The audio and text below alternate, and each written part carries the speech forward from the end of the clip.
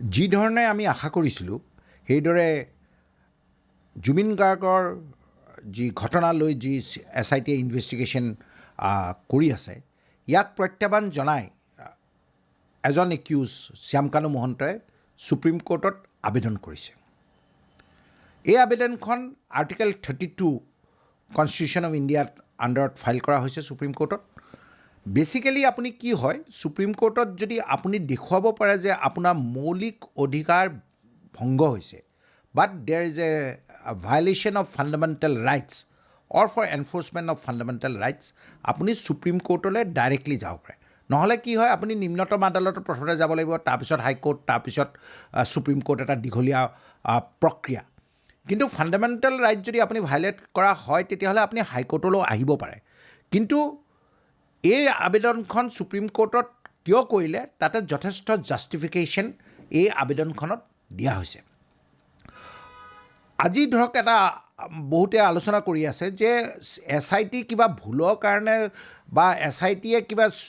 শ্যামকানু মহন্তক কিবা সুবিধা কৰি দিলে নেকি, যে তেওঁ দিল্লীত নামাৰ পিছত অধিবক্তাক লগ ধৰি পেলাই তেওঁ যিখন ওকালতনামা বা যিখন তাতে মানে আৰ্টিকেল 32 আণ্ডাৰত যিখন WP ক্ৰিমিনেল বুলি যিখন ৰেজিষ্ট্ৰেশ্যন হৈছে, ফাইলিং নাম্বাৰে হৈছে, এতিয়ালৈকে কেছ নাম্বাৰ হোৱা নাই, কাৰণ কিছুমান ডিফেক্ট আছে, সেইবিলাক ঠিক কৰিব লাগিব। যে সুবিধা কৰি দিলে নেকি SITয়ে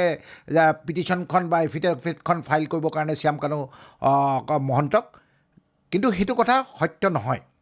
এইকাৰণে সত্য নহয় কাৰণ আমাৰ যদি কোনো ভাৰতীয় নাগৰিক যদি বাহিৰত থাকে, তেতিয়াহ'লে আপুনি ইণ্ডিয়ান হাই কমিশ্যন বা কনচালেট থাকে, এম্বেচেডৰ থাকে, তেওঁলোকক ভাৰতীয় আইন ব্যৱস্থাত মানে এফিডেভিট এখন বা ওকালতনামা এখন তেওঁলোকৰ পৰা আপুনি তেওঁলোকৰ আগত আপুনি চহী কৰি পেলাই এখন চিল মোহৰ মাৰি আনি ভাৰতৰ কোৰ্টত ব্যৱহাৰ কৰিব পাৰে। মই আগতেও কৈছোঁ যে এই গোচৰৰ লগত মই কোনো ধৰণৰ জড়িত নহয়। মোৰ যিটো এনালিচিছ, এইটো এটা কমপ্লিটলি একাডেমিক বা এটা লিগেল এনালিচিছে কৰোঁ, কাৰণ ভুল তথ্যত আদালত নচলে। আদালত চলে তথ্য ভিত্তিৰ ওপৰতহে, আৰু যিটো লিগেলি একচেপ্টেবল এভিডেঞ্চ হ'ব লাগিব। প্ৰথম ভুলটো মই যিটো এই SLPখনত দেখা পাইছোঁ, এইটো কোৰ্টে হয়তো সেইটো বা অসমৰ যি আমাৰ অধিবক্তাসকল তাতে থাকিব, যিটো লিগেল টীম আছে, হয়তো তেওঁলোকে সেইটো পইণ্ট আউট কৰিব। এই যিখন এফিডেভিট শ্যামকানু মহন্তৰ যিখন সুপ্ৰিম কোৰ্টত যিখন আবেদন কৰিছে, এইখন এখন চাংমে কে নটাৰী পাব্লিক বুলি তেওঁ জহৰ বহৰ বুলি ছিংগাপুৰৰ এজন, আমাৰ যেনেকৈ ইয়াতে নটাৰী থাকে তেনেকুৱা এজন নটাৰীত আগত মানে এইখন শপতটো লৈছে। কিন্তু মই ভাবোঁ যে এইটো একচেপ্টেবল এইকাৰণে নহয়, কাৰণ ভাৰতীয় ন্যায় ব্যৱস্থাত যিটো আছে, কৈছে যে নটাৰীটোতো আপুনি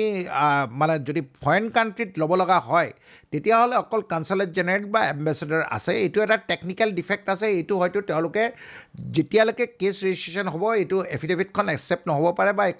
এই ডিফেক্টটো কিয়ৰ কৰিবলৈ মানে ঠিক কৰিবৰ কাৰণে শ্যামকানু হৈ যিসকল অধিবক্তাই তাতে আছে, তেওঁলোকে এটা সুবিধা পাব। প্ৰথম কথাটো হ'ল যে এই আবেদনখনতনো শ্যামকানু মহন্তই কি বিচাৰিছে। শ্যামকানু মহন্তই এই আবেদনখনত 3টা প্ৰেয়াৰ দিছে, বা 9টা প্ৰেয়াৰ দিছে। তাৰ ভিতৰত প্ৰথমটো প্ৰেয়াৰ হ'ল যে তেওঁ অসমত যিটো SIT ইনভেষ্টিগেশ্যনটো আছে, এইটো ইম্পাৰ্চিয়েল নহয় বুলি কৈছে। কিয় নহয় বুলি কৈছে, যে ইয়াতে যিবিলাক অসমৰ যিবিলাক টপ এক্সিকিউটিভ আছে, অসমৰ টপ এক্সিকিউটিভ কোন CM, তেওঁলোকৰ যিবিলাক টুইটাৰ হেণ্ডেলত যিবিলাক টুইট কৰি আছে, তাৰপৰা ৰাজহুৱাভাৱে মিডিয়াৰ আগত তেওঁলোকে যিটো বক্তব্য ৰাখিছে, আল্টিমেটলি SITটোতো ষ্টেটৰ কণ্ট্ৰলতে, স্পেচিয়েল ইনভেষ্টিগেশ্যন টীমটো যেনেকৈ CBI বা NIA নিচিনা তেওঁ ক'ব বিচাৰে যে ইণ্ডিপেণ্ডেণ্ট ইনভেষ্টিগেশ্যন এজেঞ্চি নহয়, এইটো ষ্টেট কণ্ট্ৰলৰ আণ্ডাৰত থাকে। সেই গতিকে কৈছে যে ইনভেষ্টিগেশ্যনটো যিটো হ'ব, এইটো ইম্পাৰ্চিয়েল নহ'ব। সেই গতিকে NIA বা CBIলৈ তেওঁ ইনভেষ্টিগেশ্যনটো হস্তান্তৰ কৰিবৰ কাৰণে তেওঁ প্ৰথম প্ৰেয়াৰটো হ'ল সেইটো। দ্বিতীয় প্ৰেয়াৰটো হ'ল যে তেওঁ যিটো ভাবিছিল যে তেওঁ মানে এৰেষ্ট হোৱাৰ আগতেই তেওঁ এটা মানে প্ৰেয়াৰ দিয়ে সুপ্ৰিম কোৰ্টত, নৰ্মেলি আছামীবিলাকে, যে not to take any coercive action, কাৰণ সুপ্ৰিম কোৰ্টত আগতীয়া জামিনৰ এপ্লিকেশ্যনখন আপুনি ডাইৰেক্টলি ফাইল কৰিব নোৱাৰে। সেই গতিকে এখন SLPত বা যিখন এই WP ক্ৰিমিনেল যিখন ফাইল কৰিছে আৰ্টিকেল 32 আণ্ডাৰত, তেওঁ কৈছে যে not to take any coercive action. মই ভাবোঁ যে এইটো যিটো ৰিলিফ তেওঁ বিচাৰিছে, এইটো ইনফ্ৰাক্সুৱাছ হৈছে, বা ইয়াতে কোনো ধৰণৰ লিগেল ইছ্যু নাই, কাৰণ তেওঁক অলৰেডি এৰেষ্ট কৰি SIT হেৰিত মানে তাত আছে দ্বিতীয় কথাটো হ'ল যে তেওঁ মানে তেওঁ বা তেওঁ পৰিয়ালবৰ্গৰ মানে যিটো থ্ৰেট পাৰচেপশ্যন পাইছে যিটো মিডিয়াত যিটো হেট মানে তেওঁৰ এগেইনষ্টে এটা নেৰেটিভ মানে ক্ৰিয়েট কৰিছে মিডিয়াই বুলি কৈছে এইবিলাকৰ ওপৰত তেওঁ ফেমিলি বা তেওঁৰ প্ৰটেকশ্যনটো যিটো আইনগতভাৱে প্ৰটেকশ্যন পায় সেইটো বিচাৰিছে তেওঁ কৈছে যে যিবিলাক পষ্টমৰ্টেম ৰিপৰ্ট মেডিকেল ৰিপৰ্ট যিবিলাক ছিংগাপুৰৰ ইনভেষ্টিগেশ্যন ৰিপৰ্ট য'ত অলৰেডি কৈ দিছে যে তেওঁৰ লগত কোনো ফল প্লে নাই তেওঁ মৃত্যুৰ লগত কোনো ধৰণৰ তেনেকুৱা ফল প্লে পোৱা নাই জুবিন গাৰ্গৰ সেই গতিকে এই ৰিপৰ্টবিলাকো SITৰ পৰা সুপ্ৰিম কোৰ্টে আনি পেলাই সেইবিলাক চাব লাগে চিল কভাৰত আনিব লাগে আৰু যিহেতু এই গোচৰত অলৰেডি 54খন FIR ৰেজিষ্টাৰ্ড হৈছে যদিও এখন FIR কৈছে তেওঁ কৈছে যে অসমৰ বাহিৰে অন্য ৰাজ্যতো FIR লঞ্চ কৰিছে তো SITটো ইনভেষ্টিগেশ্যন অকল অসমতে আছে বেলেগ ষ্টেটত নাই সেই গতিকে কৈছে যে NIA বা CBI দিলে বা দুখন দেশৰ মাজত প্লেচ অফ অকাৰেঞ্চটো দুখন দেশ হয় সেই গতিকে তেওঁ NIA বা SITকলে বিচাৰিছে চবতছে লক্ষণীয় এটা তেওঁ কৈছে যে SITয়ে তেওঁ নাথাকা সময়ত কেইবাবাৰো তেওঁ ঘৰত গৈ পেলাই তেওঁ ঘৰটো আজি চিল কৰি দিছে তেওঁ ডিচিলিঙৰ কাৰণেও সুপ্ৰিম কোৰ্টত প্ৰেয়াৰ দিছে চিমিলাৰলি SITয়ে তেওঁ বেংক একাউণ্টবিলাক ফ্ৰিজ কৰিছে সেইটো ডিচিলিঙৰ কাৰণে তেওঁ প্ৰেয়াৰ দিছে আৰু এটা কৈছে যে অসমত যিটো মিডিয়া আছে মিডিয়াই যি ধৰণে মানুহক উচতনি দিছে বা যি ধৰণে তেওঁলোকে নেৰেটিভ কৰিছে বা যি ধৰণে তেওঁক অলৰেডি দোষী সাব্যস্ত কৰি দিছে বা আজি অল আছাম লয়াৰ্ছ এছ'চিয়েশ্যনে তেওঁক যি ধৰণে কোনো ধৰণৰ অধিবক্তা মানে ল'বলৈ কেছটো ল'বলৈ বাধা কৰিছে সেই গতিকে তেওঁ কৈছে যে এখন নিউট্ৰেল ষ্টেটত বা য'ত মানে এখন তেওঁ ফেয়াৰ ট্ৰায়েল পাব পাৰে তেনেকুৱা এখন ষ্টেটলৈ কিন্তু এইটো ট্ৰেন্সফাৰ কৰিবৰ কাৰণে তেওঁ প্ৰেয়াৰটো এই আবেদনখনত দাখিল কৰিছে এই আবেদনখন এতিয়ালৈকে সুপ্ৰিম কোৰ্টে এতিয়ালৈকে তেওঁলোকৰ কোৰ্টলৈ অহা নাই বা কেছ নাম্বাৰো ৰেজিষ্টাৰ্ড হোৱা নাই এখন চিম্পলি ফাইলিং কৰিছে ফাইলিং কৰি পেলাই যেতিয়া সেই ডিফেক্টবিলাক যিবিলাক মানে কাৰিকৰী যিবিলাক টেকনিকেল ডিফেক্টবিলাক থাকে এইবিলাক কিয়ৰ কৰিলে ৰেজিষ্টাৰ হ'ব তাৰপিছত গম পোৱা যায় যে কোন আদালতত এইখন আহে আৰু আজিকালি গোটেই সুপ্ৰিম কোৰ্টৰ যিবিলাক হেৰি থাকে এইবিলাক আপোনালোকে লাইভ অনলাইন আমি প্ৰচিডিংছবিলাক চাব পাৰোঁ আৰু এটা কথা মই উল্লেখ কৰিছোঁ যে তাত তেওঁ বিভিন্ন সুপ্ৰিম কোৰ্টত জাজমেণ্ট দিছে যে এই যিটো অসমত যিটো পৰিৱেশ এতিয়া সৃষ্টি হৈ আছে তাত তেওঁ ফেয়াৰ ট্ৰায়েল নাই তেওঁ ৰিয়া চক্ৰৱৰ্তীৰ যিটো সুশান্ত ৰাজপুতৰ যিটো কেছ আছে সেইটো উদাহৰণ দিছে আৰু এজনী ছোৱালীৰ কেছৰ উদাহৰণ দিছে তাত কৈছে যে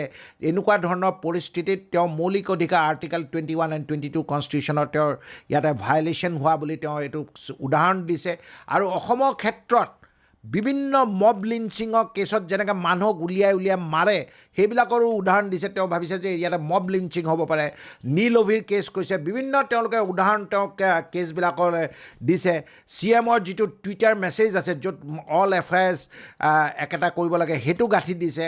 কেছৰ FIR অল আছাম লয়াৰ্ছৰ বিভিন্ন ধৰণৰ এনেকচাৰ দিছে আৰু এটা কথা উল্লেখ কৰিব লাগিব যে এই পিটিশ্যনখনত তেওঁ এটা কথা মানে উল্লেখ কৰিছে যে জুবিন গাৰ্গৰ অলৰেডি ইপিলেচি এটেক আগতেও হৈছে আৰু ডিব্ৰুগড়ৰ পৰা তেওঁক গুৱাহাটীলৈ ফ্লাইটলৈ লৈ আনিছে সেই গতিকে জুবিনৰ ক্ষেত্ৰতো যিবিলাক ডকুমেণ্টছ মেডিকেল ডকুমেণ্টছ আছে সেইবিলাকো তেওঁ যে চিজ হোৱাটো বিচাৰিছে সেই গতিকে মই ভাবোঁ যে এইখন যিখন পিটিশ্যন তেওঁ ড্ৰাফ্ট কৰিছে it's a very well drafted petition বা তেওঁ যিখিনি তাত পইণ্টছ ইনক্লুড কৰিছে তেওঁ যিখিনি আমি আশংকা কৰিছিলোঁ যে এজন আছামীয়ে যিখিনি ল'ব পাৰে সেইখিনি তাতে তেওঁ লৈছে কিন্তু মই দেখিছোঁ যে এই পিটিশ্যনখনত যিটো ছেকেণ্ড কেছ যিটো বিত্তীয় কেলেংকাৰী লৈ পেলাই যিটো ছেকেণ্ড কেছ ৰেজিষ্টাৰ কৰিছে তাৰ কথা উল্লেখ কৰাটো এইখন পিটিশ্যনত মোৰ দৃষ্টিগোচৰ হোৱা নাই প্ৰায় 150 পেজৰ এখন পিটিশ্যন হয় আমি এতিয়া তন্নকৈ মই চাই আছোঁ কিন্তু প্ৰাৰম্ভিকভাৱে আমি যিটো ভাবি আছিলোঁ যে SITৰ কিবা নেগলিজেঞ্চ আছে নেকি বা SITয়ে সুবিধা কৰি দিছে নেকি সেইবিলাক ইয়াতে কোনো ধৰণৰ তেনেকুৱা উল্লেখ কৰা নাই কিছুমান যিবিলাক তেওঁ ৰিলিফ বিচাৰিছে সুপ্ৰিম কোৰ্টৰ সেইবিলাক অলৰেডি এতিয়া এইবিলাক ইনফ্ৰাষ্ট্ৰাকচাৰ্ছ হৈ গৈছে কাৰণ তেওঁ পুলিচ কাষ্টডিত আছে বাকী যিবিলাক ট্ৰেন্সফাৰৰ বেলেগ ষ্টেটলৈ ট্ৰেন্সফাৰ কৰা কেছটো বা ডিচিলিং কৰা কথাটো বা ডিফ্ৰিজিং অফ একাউণ্ট আৰু তেওঁ কৈছে যে এতিয়াৰ পৰা আৰু যাতে কোনো ধৰণৰ ইয়াতে আৰু নতুন FIR যাতে SIT-য়ে নলয় আৰু কোনো ধৰণৰ কোৰ্টেও যাতে এনেকুৱা ধৰণৰ কগনিজেঞ্চ নলয় আৰু প্লাছ তেওঁ সুপ্ৰিম কোৰ্টক আবেদন কৰিছে যে এই কেছটো ষ্টেটাছ ৰিপৰ্ট এটা মানে আদালতত মানে সুপ্ৰিম কোৰ্টত উচ্চতম ন্যায়ালয়ত দাখিল কৰিব লাগে তেতিয়াহে তেওঁ ন্যায় পাব বুলি এটা আশংকা